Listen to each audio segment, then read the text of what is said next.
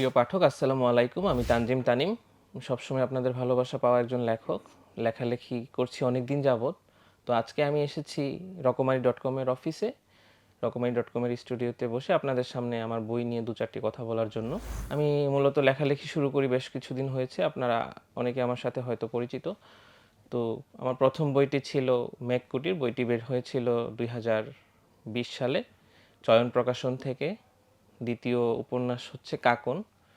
মেঘকুটির উপন্যাসটি মূলত হচ্ছে মধ্যবিত্ত সামাজিক জীবনের গল্প নিয়ে লিখেছিলাম। মেঘকুটির উপন্যাসটি সাড়া ফেলার পর কাকন উপন্যাসটিও একই প্রকাশনী থেকে বের হয় 2022 অমর একুশে বইমেলায়। সেই কাকন উপন্যাসটির দ্বিতীয় পর্ব নিয়ে এবছর আমি হাজির হয়েছি আপনাদের সামনে। এই বইটির নাম হচ্ছে একজন লেখকের গল্প।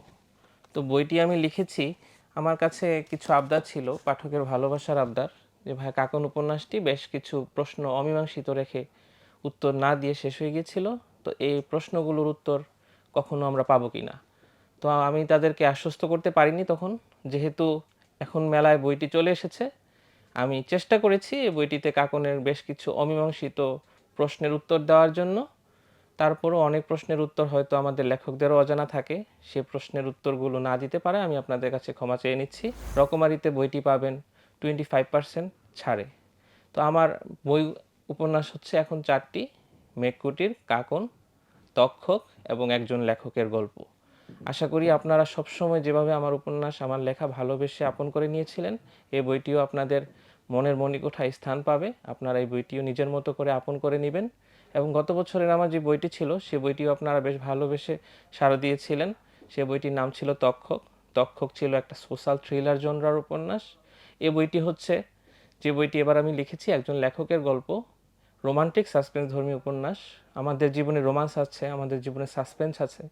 মানুষের পুরোটা জীবন একভাবে যায় না, এক পথে চলে না। আমাদের জীবন গতি বদলায়, পথ বদলায়।